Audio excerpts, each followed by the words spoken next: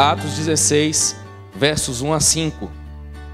Diz assim o texto: chegou também a Derbe e a Listra. Havia ali um discípulo chamado Timóteo, filho de uma judia crente, mas de pai grego. Dele davam bom testemunho os irmãos em Listra e Icônio. Quis Paulo que ele fosse em sua companhia, e por isso circuncidou-o, por causa dos judeus daqueles lugares, pois todos sabiam que seu pai era grego. Ao passar pelas cidades, entregavam aos irmãos, para que as observassem, as decisões tomadas pelos apóstolos e presbíteros de Jerusalém. Assim, as igrejas eram fortalecidas na fé e dia a dia aumentavam em número. Que Deus nos abençoe, que Ele possa aplicar a sua palavra ao nosso coração, de maneira que nós saímos daqui transformados, edificados, e que Ele seja cada dia mais glorificado na nossa vida, para o louvor do seu próprio nome, para a nossa alegria também, em nome de Jesus. Amém. Irmãos, eu sou pai há relativamente pouco tempo. Minha primeira filha, como já foi apresentada aqui, a Ana Isabel, ela tem 2 anos e 9 meses. Ela faz aniversário em janeiro. E a Laís vai nascer, a previsão, a data limite lá das 40 semanas é dia 13 de janeiro. Eu tenho tido a experiência gostosa de perceber o desenvolvimento da criança, o desenvolvimento da Ana Isabel. A primeira gestação foi uma gestação de risco, quando a gente estava com 24 semanas de gestação, fomos para um exame. Meu irmão, se isso te incomoda, viu, você me desculpe, mas eu tenho que te falar a verdade. Nós entramos para fazer o ultrassom, e eu naquele dia eu já tinha ido para o ultrassom com o sentimento de que algo não estava normal. O ultrassom foi feito, o médico disse para a gente, senta aqui e aguarda que o resultado já vai ser entregue. Eu virei para a Ingrid lá sentado, antes do médico entregar o resultado, e falei para ela, não sei não, mas eu acho que algo não está normal. Ela me perguntou, você viu alguma coisa? Eu falei, o que eu entendo de ultrassom é absolutamente nada. Mal eu consigo discernir a cabeça dos braços das pernas. Mas me parece que algo não está legal. O médico veio, entregou o ultrassom, falou assim, que dia que vocês voltam na sua médica? Então, vocês vão lá amanhã, ok. E não falou nada. Eu abri o exame, li uma expressão que eu achei estranha e tive a infeliz ideia de pesquisar no Google. Irmãos, isso é um problema, né? Quando eu pesquisei no Google, vieram as piores notícias. Nós fomos à médica e descobrimos que a Ana Isabel ela tinha uma síndrome, uma malformação, chamada dupla bolha gástrica. Ela apresentava sinais de que não havia o fluxo normal do estômago para o intestino. Mas os médicos não conseguiam dar detalhes. Então os médicos trouxeram os piores diagnósticos. Olha, se prepara que pode acontecer isso, isso, isso, isso. E ao longo da gravidez a barriga da Ingrid ficou enorme, com uma barriga gigantesca, quase o dobro da que está hoje. Ela tinha polidrâmino. Então na semana que a Ana Isabel nasceu, ao invés de ter 25 centímetros, que é o normal da bolsa, ela tinha 49. Que era exatamente por 1 centímetro o dobro. A Ana Isabel nasceu depois do susto. A Ana Isabel, então, passou por uma cirurgia no dia seguinte. Foram 12 dias internadas na UTI, lá em Belo Horizonte, e a gente acompanhando. Mas desde o nascimento dela, a gente começa a perceber o desenvolvimento do filho, e a gente celebra cada avanço, não celebra? Cada avanço. Quando ela, então, saiu da dieta, ela ficou 5 dias sem poder alimentar, só sonda, e quando a médica falou, vamos tentar colocar ela no peito. E ela, então, veio para o peito, conseguiu amamentar, irmãos, foi uma festa para nós. Uma alegria muito grande. Fomos para casa. Deixa eu falar baixo. Criança, quando nasce com cara de joelho, né? E todo mundo fica assim, a cara do pai. Eu falo, ai meu Deus, eu estou feio demais então. Não, a criança nasce, a Ana Isabel nasceu e ela secou. Ela já tinha pouco peso, ainda deu uma secadinha, né, Ingrid? Mas aí a gente vai vendo o desenvolvimento, a criança ganhando corpo, a criança começando a vencer etapas. Quando a criança começa a balbuciar ali as primeiras sílabas, a gente fica todo empolgado. Eu tenho uma esposa que é fonoaudióloga e ela já me tirou a alegria, e eu vou tirar a sua também, que de repente está com a esposa grávida. Geralmente a criança, uma das primeiras sílabas que ela fala é pá, pá. E aí o pai fica todo derretido. Ela já está chamando o papai. mas dentro do processo de aquisição da linguagem não é papai que ela está falando, viu? É porque é uma expressão mais fácil dela falar. Ela está começando a balbuciar alguma coisa. Então ela tirou minha alegria, eu falei, mas eu vou fingir que eu não lembro disso e vou ficar feliz mesmo assim. Mas quando ela falou o primeiro papai, irmãos, que alegria, que celebração. Existem algumas coisas que são tão simples, mas que nós celebramos no desenvolvimento da criança. Quando ela começou a engatinhar, e aí eu ficava vendo a menina engatinhando para todo lado, eu achava aquilo o máximo. Quando ela então conseguiu ficar de pé, e escorava em alguma coisa para ficar de pé, arriscou os primeiros passos. Irmãos, que alegria, que celebração. A Ana Isabel falou com véspera de 1 ano. Ela não tinha ainda nem 1 ano, ela já estava falando. E aí eu ficava, minha filha, todo pai é assim, meu filho é mais inteligente do que o filho dos outros. Todo pai acha que o filho dele é mais inteligente do que os demais. Eu achava o máximo a menina falando, quando ela andou então, celebrei.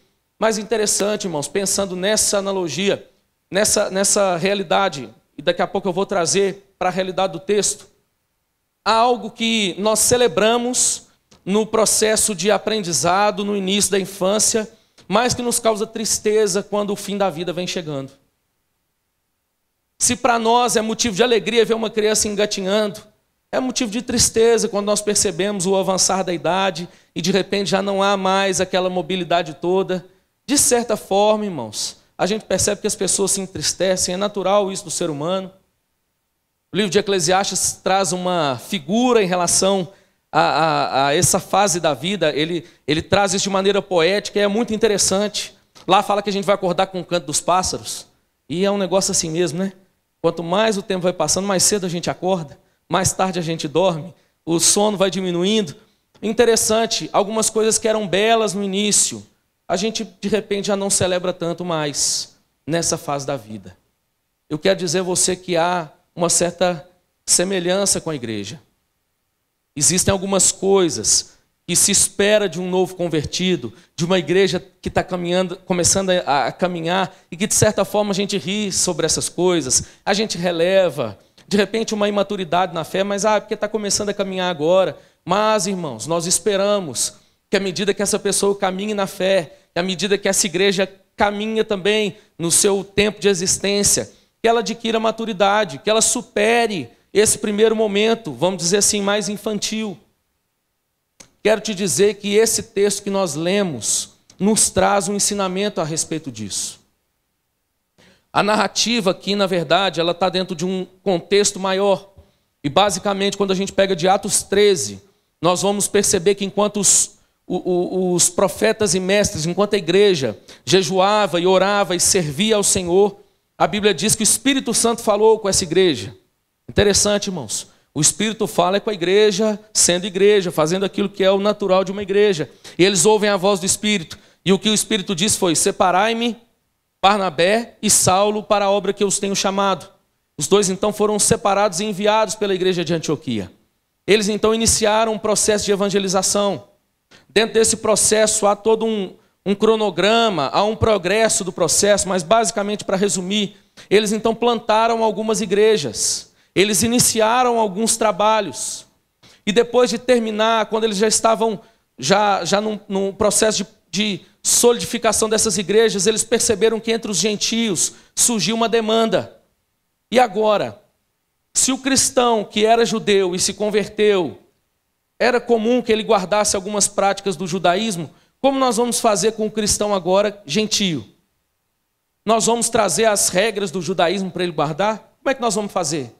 E Paulo, como um homem submisso, um homem temente a Deus, como um bom presbiteriano, brincadeira, viu? Porque não existia presbiterianismo. Ele foi para a reunião do Supremo Concílio, viu? Ele vai para Jerusalém. Ele se reúne com os apóstolos e presbíteros de Jerusalém. É interessante, irmãos, é daí que nós temos a inferência da nossa igreja. Então Paulo volta para a liderança da igreja de Jerusalém. Os presbíteros e apóstolos se reúnem. Paulo então leva a demanda para eles. Interessante que a igreja católica diz que o bispo que exercia primazia era o apóstolo Pedro. Mas é interessante porque esse é um dos textos que muda um pouco a percepção disso. Porque de fato Pedro levanta, Pedro expressa uma opinião, mas daí a pouco Tiago toma a palavra, e Tiago então tomando a palavra ele diz o seguinte: olha, não deve ser assim. Nós não devemos colocar sobre eles um fardo que não deve ser mais carregado. Vamos dizer para eles, então, o que é que eles precisam fazer? Se abster da carne da carne de animais sufocados e tudo mais. Ele dá aquelas regras das relações sexuais ilícitas. Então, Paulo, é isso. E Paulo, então, recebe essas cartas, essas recomendações dos apóstolos, e ele, então, decide retornar para as igrejas, visitando as igrejas, para levar essa notícia e para ver o estado dessas igrejas. Interessante que no final do capítulo 15, o texto diz que houve entre Paulo e Barnabé tal desavença a ponto de separar-se. Se você der uma olhada lá em Atos 13, você vai perceber que nos primórdios, sempre o nome de Barnabé é mencionado antes do nome de Saulo, quando a dupla é mencionada. É Barnabé e Saulo, Barnabé e Saulo. Mas no meio da jornada há uma inversão, e isso é proposital. O autor de Atos está mostrando que Barnabé era um discipulador de líderes, e que ele então exercia a liderança, e ele discipulava a Paulo, até o momento em que Paulo já estava pronto para assumir a liderança. Barnabé então dá um passo atrás e permite que Paulo assumisse a liderança da comitiva missionária.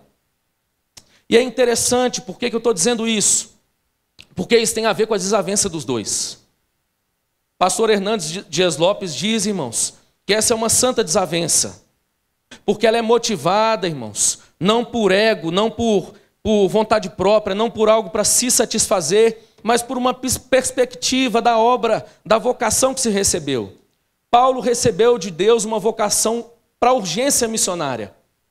Paulo era chamado por Deus para anunciar o evangelho onde ele ainda não tinha sido pregado, e ele tinha pressa em fazê-lo. Barnabé, por sua vez, era um discipulador. E assim como ele cuidou de Paulo, de Saulo, ele percebeu que João Marcos havia se desviado pelo caminho, ele havia se enfraquecido pelo caminho, e ele entendia que tinha que cuidar desse homem. Paulo diz para ele, não vamos levá-lo na nossa companhia, ele já nos atrasou na primeira vez, nós temos pressa, e há então uma desavença. Louvado seja Deus por essa desavença. Foi por causa dessa desavença que Paulo seguiu o seu caminho, e o evangelho foi pregado em muitas cidades. Mas foi por essa desavença também que Barnabé seguiu aquilo que lhe era missão divina. E ele então toma João Marcos para si, ele cuida desse moço. A história diz então que ele é levado aos pés de Pedro, e ele então escreve o Evangelho de Marcos, que você tem na sua Bíblia. Interessante, irmãos. E nesse processo de restauração lá na frente, nós vamos perceber o apóstolo Paulo, inclusive, pedindo para que se trouxesse João Marcos para a sua companhia. Trazemos João Marcos, ele me é útil para o ministério. Por que eu estou dizendo isso? Porque nós então vamos entrar em Atos 16, e eu quero te dizer, meu irmão, que esse bloco nos fala, nos apresenta, ele nos traz informações, ensinamentos acerca do crescimento integral da igreja. E aqui eu estou falando tanto da comunidade como de você como um cristão. Crescimento integral. O verso 5 diz que assim as igrejas eram fortalecidas na fé, mas também aumentavam em número. Interessante, o pastor Jeremias tem dito muito lá em Belo Horizonte que a gente tem que tomar muito cuidado com a numerologia e com a numerolatria. Tem pastor que idolatra os números, e aí a igreja bomba e começa a ter gente demais. Ele fala aí, ó, somos aprovados por Deus porque a igreja está crescendo demais. Ele não conta pessoas, ele conta números. Somos 100, agora 200, agora 300. Tem 10 que ficaram pelo caminho, mas não tem problema, agora nós somos 400, porque o que lhe importa são os números. Numerolatria. Mas tem pastor também que tem numerofobia. Ele tem medo da igreja crescer. Você já viu crente assim? Não, igreja boa, igreja pequena. Na igreja pequena a gente conhece todo mundo, a gente tem mais comunhão. Igreja pequena é que é a igreja de Deus. Eu tenho dito, irmãos, que a igreja que eu quero pastorear é a igreja que Deus me der para pastorear. Se ela tiver 30 membros, louvado seja Deus. Mas se ela tiver 300, 3 mil, 30 mil, louvado seja Deus. A igreja de Jerusalém começou, irmãos, com 3 mil convertidos. Qual o problema da igreja crescer? Pastor Hernandes Dias Lopes diz também que nem toda igreja que cresce é saudável, mas toda igreja saudável cresce. Eu quero te dizer que essa é uma realidade do cristão. Eu quero te desafiar nessa noite a olhar para si e a refletir no seu passado. Como você estava no passado e como você está hoje. Tenho escutado crente saudosista. O saudosismo é algo natural do ser humano, não é assim? Quando a gente está vivendo não é bom, mas depois que passa, bom era na minha época. Naquela época, com meu Fusca 66. Aquela época que era boa. Irmãos, e nós temos essa tendência para o saudosismo. Cada geração vai ter a sua virtude, mas vai ter também os seus problemas. O ser humano é saudosista. E tem crente saudosista. Bom era naquela época. Aquela época que eu lia a Bíblia, aquela época que eu orava, aquela época que eu servia a igreja, aquela época que eu tinha tempo para caminhar. Ô, saudade que eu tenho. Deixa eu te dizer uma coisa, meu irmão. Eu quero te convidar nessa noite a não viver de saudade, mas viver a realidade do reino de Deus. E é interessante porque o verso 5, ele coloca aqui como condicional do crescimento. Ele diz assim: assim as igrejas eram fortalecidas na fé e dia a dia aumentavam em número. O crescimento dessa igreja, ele era ocasionado pelo que vem antes. É isso que o texto está dizendo. E basicamente, quando nós olhamos para a experiência de Paulo, para o contexto e para a própria passagem, nós vamos perceber então, irmãos, algumas marcas de maturidade na fé. Nós percebemos uma igreja madura na fé, um crente maduro na fé, em primeiro lugar, pela maneira como ele se dispõe a servir ao Senhor e aos outros. Interessante que houve desavença entre Paulo e Barnabé. É natural, irmãos, que em um local com tantas pessoas, de repente a gente esbarra em alguém que pensa diferente de nós. Irmãos, isso é absolutamente natural. Somos seres humanos pecadores e vivendo em comunidade, uma hora ou outra alguém vai esbarrar o cotovelo, alguém vai dar um pisãozinho no calo. Irmãos, isso é natural. Mas a maturidade na fé é identificada pela maneira como a gente reage a isso. Paulo tem uma desavença com Barnabé, mas ele não fica dodói. Também agora não vou mais pregar. Quer saber? Já fiz a minha parte. Já viajei tanto, já me sacrifiquei, eu não sou reconhecido pelo meu sacrifício. Então sabe o que eu vou fazer? Deixa outro ir. Nem Barnabé faz isso. Puxa vida, treinei o cara, me dediquei para ele ser quem ele se tornou, e ele é tão ingrato, não percebe que eu estou agora querendo... Não, irmãos, os dois seguem o seu caminho e continuam servindo ao Senhor de coração. Dispor-se para o serviço. Mas há ainda nessa passagem um detalhe acerca de uma outra pessoa que revela essa mesma verdade. Quando então Barnabé se separa de Paulo, ele toma Silas como sua companhia. E interessante, irmãos, que ele começa a caminhar e quando ele passa pelas cidades, ele ouve falar de um jovem. Ele ouve falar bem de um jovem. Esse jovem se chamava Timóteo. E o texto diz que quando Paulo viu Timóteo, ele quis que ele fosse em sua companhia. Irmãos, pastor é assim mesmo, viu? Pastor está dentro da igreja e de repente ele percebe alguma coisa que nem a pessoa percebeu. E de repente ele quer trazer a pessoa para cima. Mas, irmãos, tem muita gente que não... Ah, pastor, ia ser tão bom, mas eu não posso, estou tão ocupado. Ultimamente eu ando sem tempo. Tenho dito por aí, irmãos, que nós blasfemamos contra Deus muitas vezes reclamando do tempo. Mas o tempo é tão curto, os dias estão tão curtos. Deixa eu te dizer uma coisa, meu irmão, foi o Senhor quem disse que os nossos dias teriam 24 horas, que as nossas semanas teriam 7 dias. E deixa eu te dizer uma coisa, foi Ele que disse inclusive que era para a gente tirar um dia para descansar. Deixa eu te dizer uma coisa, tem que dar tempo. O problema, irmãos, é que a gente não consegue colocar as coisas no seu devido lugar. Ou a gente trabalha 12, 14, 16 horas, porque afinal de contas o sonho de vida, o projeto de vida é enriquecer. É construir o castelo de areia. Ou, irmãos, a gente acha que tem que enveredar na igreja também, negligenciar a família, negligenciar o trabalho. Não é disso que eu estou falando. Mas, irmãos, fato, necessidade, o que o texto nos mostra é que maturidade na fé tem a ver também com a disposição para o serviço no reino de Deus. Quando Paulo convida Timóteo, ele prontamente se dispõe. Deixa eu te dizer uma coisa, maturidade na fé não tem a ver com idade. Tem crente que envelhece imaturo. Mas tem gente que com pouco tempo de convertido debruçado aos pés do Senhor, debruçado diante da sua palavra, vai adquirindo certa maturidade. Timóteo era jovem, mas era um moço maduro. Timóteo se dispõe a acompanhar Paulo. Deixa eu te dizer uma coisa, meu irmão. Se disponha para servir ao Senhor. Se disponha, meu irmão. Se engaje na obra do Senhor. Deixa eu te dizer uma coisa. Tem muita coisa que traz prazer nessa vida, mas nada se compara com a alegria de servirmos ao Senhor, de nos percebermos, irmãos, participando da obra do Senhor. Vim no ninho, viu, pastor? Guerreiro, irmãos. Quase que eu troquei de carro semana passada. Falei, não, a viagem é longa, eu vou trocar de carro. Não, irmão, mas eu estou treinando o meu coração. Já poderia ter trocado de carro há muito tempo, mas de vez em quando a gente tem que ir treinando o coração. Vamos devagar. O que é mais importante?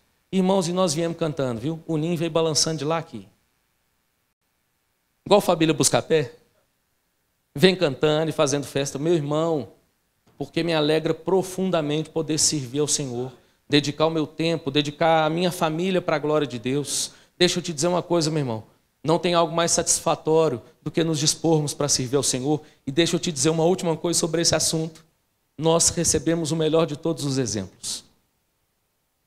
A Bíblia diz que o próprio Deus veio nos servir e dar a sua vida em resgate.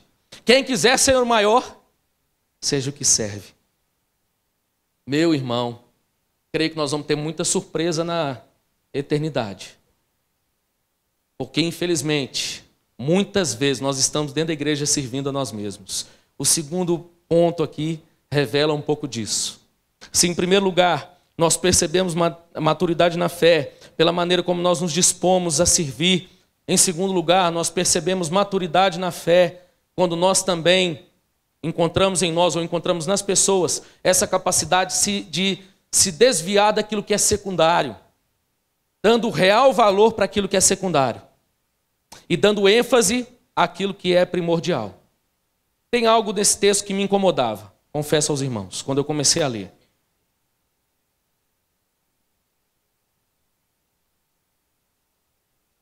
Logo na sequência, me incomodava. Paulo prega entre os gentios. Paulo vai para Jerusalém e se reúne com os apóstolos.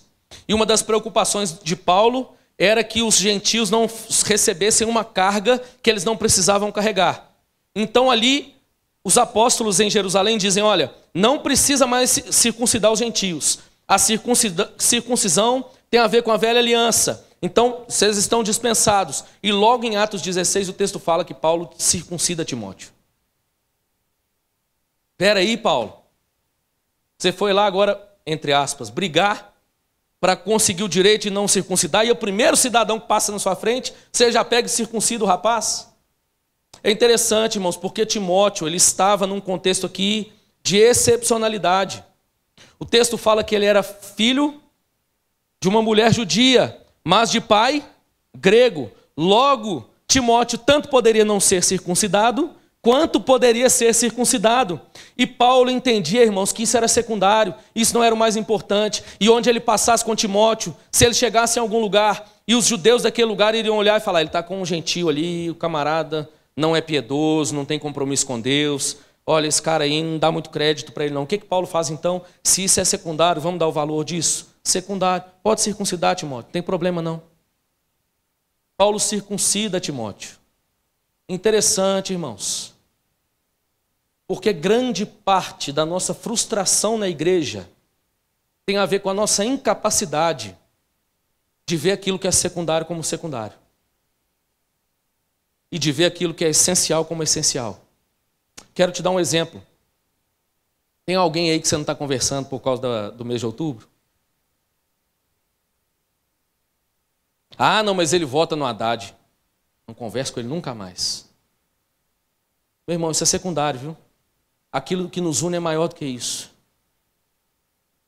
Ah, não, mas ele votou no Bolsonaro. Não acredito, que absurdo. Irmãos, eu disse lá na igreja, eu acho graça, porque o de cá diz que é absurdo e o de lá também. Não consigo entender um crente que vota no fulano de tal. Aí o outro, não consigo entender um crente que... Irmãos, nós mandamos gente demais para o inferno em outubro aqui no Brasil. E aí eu falei, o pior sou eu, que não estou nem lá nem cá, eu fico mais na minha. que o de lá me culpa de ser de lá, e o de lá me culpa de ser de cá. Então, irmãos, não tem crente mais, não tem pastor que presta. Irmãos, a gente pega aquilo que é secundário e eleva a uma posição que não deveria. Deixa eu te dizer uma coisa, meu irmão. A igreja de Jesus Cristo é santa, imaculada. Povo de Deus, santo e remido, que apesar de repente discordar em alguns pontos, vai morar no céu para sempre, viu? Mesmo se você tiver votado num outro candidato que não votou, que eu não votei, viu? Nós vamos estar lá, viu? Juntos, glorificando ao Senhor. Secundário, meu irmão. Igreja, irmão, rachando por causa de coisa pequena. Não concordo com esse pastor. Eu não sou vendedor de sapato, não. Viu? Nada contra quem trabalha com isso. Vendedor de sapato é assim, você entra na loja, ele... Pois não? Esse aqui é bom demais. Ah, eu achei legal, não, vou trazer um outro. E ele já traz e coloca quase no seu pé. Olha como é que esse aqui é confortável. Irmãos, para mim, viu? Ministério pastoral não é isso, não. Vem cá, meu filho, preencha a ficha. Vira membro logo. Não, irmãos. Não é por força nem por violência. Não volto mais nessa igreja, porque o pastor não veio me pedir para virar membro. Irmãos, aquilo que é secundário, tomando o lugar daquilo que é essencial. Qual é a razão de nós estarmos aqui? Meu irmão, eu louvo a Deus porque tenho escutado boas notícias dessa igreja, mas eu quero te dar um alerta, cuidado. Porque quando a igreja começa a viver um bom momento, a igreja começa de repente a crescer, receber pessoas como essa igreja recebeu, a gente às vezes, irmãos, fica bobo, fica dando atenção para umas coisas que é secundária. Chegou agora e o pastor já vai colocar ele no ministério. Meu irmão, celebre o fato de Deus estar trazendo gente para servir nessa igreja. Cola nele e fala assim, o que eu posso te ajudar? Tem algo que você ainda não sabe, que eu já estou aqui há mais tempo, posso te ajudar? Vai, meu irmão, Deus abençoe. Irmãos, temos que deixar aquilo que é secundário no seu lugar. Amém? Deixa aquilo que é secundário, meu irmão, no seu lugar. Pastor, significa que isso não tem importância? Não, tem importância, mas a importância é secundária. Em nome de Jesus, meu irmão, deixe de lado aquilo que é secundário. Terceira marca de maturidade na fé que nós encontramos nesse texto. Se em primeiro lugar, quando nós olhamos para a vida de Paulo, para toda essa narrativa, nós percebemos a maturidade desse homem e daqueles que o cercavam, pela maneira como eles se dispunham para o serviço no reino de Deus. Se em segundo lugar, nós percebemos a maturidade pela maneira como se desviavam das questões secundárias. Em terceiro lugar, irmãos, nós percebemos maturidade em nós. Nós percebemos maturidade em uma igreja, quando nós também, irmãos, nos associamos a homens e mulheres de Deus. Quem tem sido a sua principal companhia? Ah, pastor, Paulo Coelho, fica aqui na minha cabeceira. Olha, sensacional.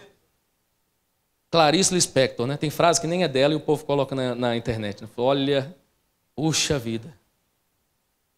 Nada contra, meu irmão. Pode ler, viu, que você gosta aí. Mas eu quero te perguntar, qual é a sua maior influência? Quem é que é a sua maior companhia? Ah, pastor, não dá para eu vir no culto meio de semana não, pastor. E geralmente o crente não fala, né? Tem a novelinha lá que eu não perco. Sou fiel na novelinha. Quem que é a sua companhia, meu irmão? Não, minha companhia, eu vou falar do Galo. Minha companhia é o Ricardo Oliveira, o Casares, o Fábio Santos, o Vitor. Não perco um jogo do meu time. Irmãos, e crente com orgulho de dizer que não perde um jogo do time. Eu quero ter orgulho de dizer, eu não perco um culto da minha igreja. Eu não perco uma oportunidade de estar com os crentes. Irmãos, crente tem que gostar de crente, viu? Nós vamos viver eternamente juntos. Até para jogar conversa fora, viu? Crente tem que gostar de crente. Vamos sentar para conversar? E vamos conversar, inclusive, daquilo que a gente discorda. Irmãos, tive boas conversas com gente que eu discordo. Cuidado, porque daqui a pouco eu falo em que eu votei. Com gente de quem eu discordo nessa eleição. Boas conversas. Algumas eu falava, o fulano está por fora, a cosmovisão dele está muito equivocada, mas te amo. Amo viver com você, meu irmão. Você é uma bênção. Mas teve gente que falou alguma coisa que eu falei, até que nisso aqui ele tem razão. Interessante, irmãos. A gente deixa o que é secundário, mas a gente investe naquilo que é fundamental. Comunhão da igreja, comunhão com gente boa. Irmãos, o pastor Luciano chegou lá na Betel 19 anos atrás. E eu lembro que eu formei, na época era o terceiro ano do segundo grau, E eu sempre fui muito decidido nas minhas coisas, até demais às vezes. Quando eu quero um troço, eu ponho na cabeça assim, ou se eu não quero também. E quando eu formei todo mundo, e agora que você vai fazer vestibular para quê? Eu falava, não sei. Eu só vou fazer o dia que eu tiver certeza do que eu quero ser. Enquanto eu não tiver certeza, vou esperar. Eu só tenho uma certeza. A única coisa que eu não vou ser é pastor.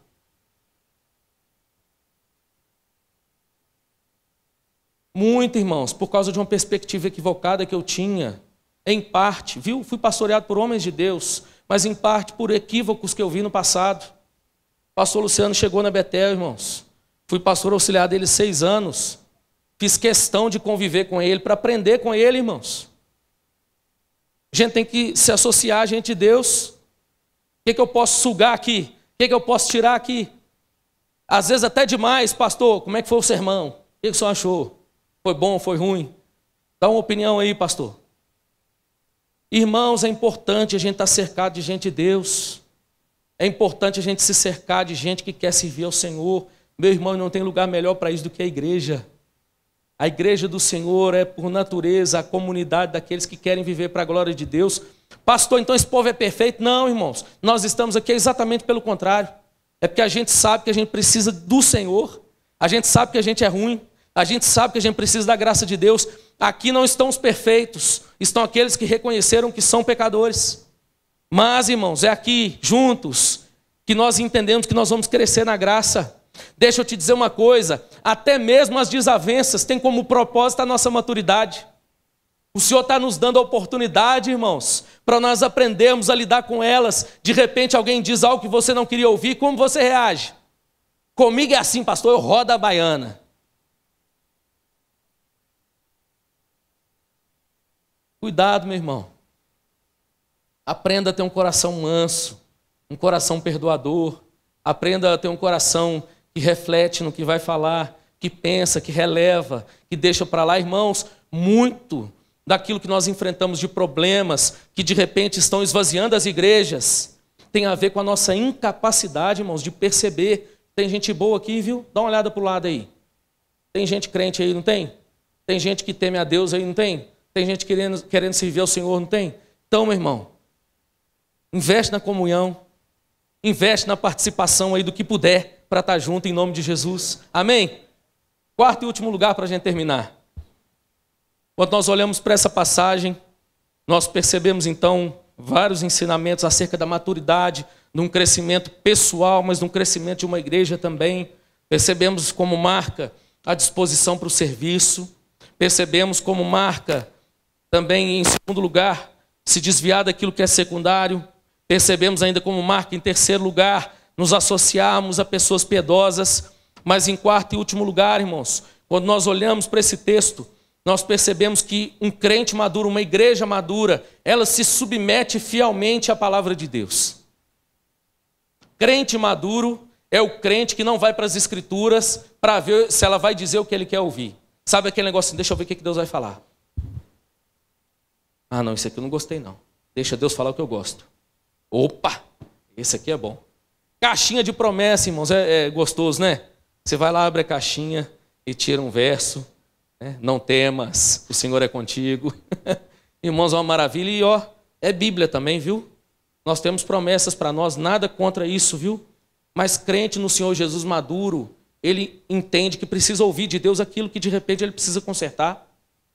E ele se submete, ele não só ouve. Irmãos, confesso que um dos meus maiores dramas, uma das minhas maiores crises como pastor, é porque a gente conhece a vida do povo e de repente você prega num domingo, vou dar um exemplo aqui, você prega e naquele domingo você enfatiza o adultério, porque o texto está tratando disso, e de repente você bate, irmãos, firme naquele tema, aí o irmão que está com a vida toda avacalhada, chega no final do culto, bate no ombro do pastor, pastor, que mensagem. Mas, irmãos, a vida continua a mesma miséria ao longo da semana. Se submeter à palavra, irmãos, não é admirar o sermão, é viver o sermão. E a minha pergunta, irmãos, é até onde nós estamos buscando conformar a nossa vida à palavra de Deus. O texto diz que Paulo, então, recebeu as cartas dos apóstolos. E aqui, irmãos, ainda que naquele momento, talvez não houvesse essa compreensão do apóstolo Paulo. Nós sabemos, irmãos, que o que ele recebeu é o que está no nosso texto bíblico, canônico. Ali Paulo estava levando, irmãos, as decisões daqueles homens que hoje fazem parte do texto inspirado, canônico do livro de Atos.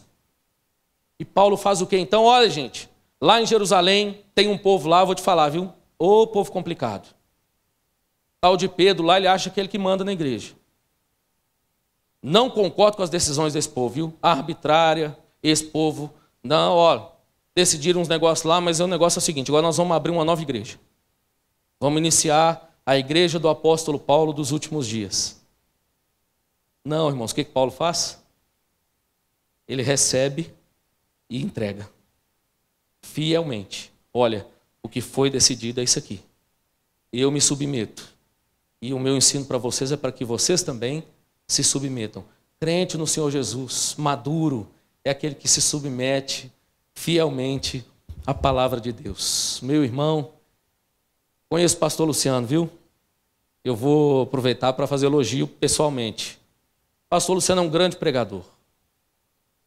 Irmãos, lá em Belo Horizonte, o pastor Luciano pregava nas igrejas, era convidado, eu lembro que eu acompanhava a agenda dele. Chegou um tempo, inclusive, que ele pôde sair um pouco mais, quando eu já estava mais tempo na igreja, e ele então, pastor Dalmo, você está aí, posse e tal, recebi um convite, pregou em muita cidade interior de Belo Horizonte, de Minas e de outros estados. Eu tenho certeza que você está escutando coisa boa aqui, viu? Não está? Mas, meu irmão, não fica só entre os crentes que escutam, não, viu?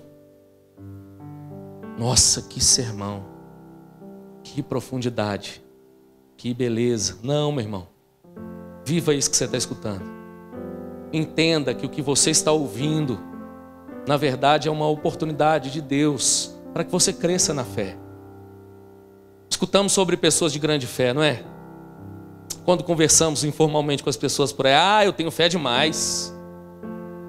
A gente escuta muita expressão, né? Tenho fé em Deus, Nossa Senhora. Tenho fé demais. Eu acredito e está doente, eu acredito e vai... Irmãos, grande fé é mais do que crer que um milagre pode acontecer, viu? Isso aí tem gente ímpia que acredita, viu? Deus cura mesmo. Não sirve ele não, mas ele cura. Irmãos, está cheio disso em Atos. Atos 4 é esse exemplo. Depois de Atos 3, quando Pedro e João curam o homem que ficava sentado à porta do templo, um milagre que não tinha como, irmãos, refutar. Até os líderes perceberam isso. E o que é que eles fizeram? Temos que calar esses homens. Não podemos deixar que eles continuem falando o nome de Jesus. Crer no milagre, irmãos. Tem gente ímpia que crê. Mas deixa eu te dizer uma coisa. Crescer na fé tem a ver com se dispor para servir. É verdade, irmãos. Isso não é só jargão de pastor, não, viu? Crente que não serve, viu? Porque se você não serve, meu irmão, deixa eu te dizer uma coisa. Há um grande potencial para que você seja, inclusive, uma das pedras de tropeço dessa igreja. Geralmente, quando a gente não está participando, a gente critica tudo. Passou do horário. Os pontos dele, o primeiro teve 10 minutos, o segundo teve 5, o terceiro teve 2. Essa homilética aí não está legal. E esse louvor cantou aquela música de novo, que eu acho que a letra dela não tem nada a ver. Esse baterista, vou te falar, viu? Toca alto demais.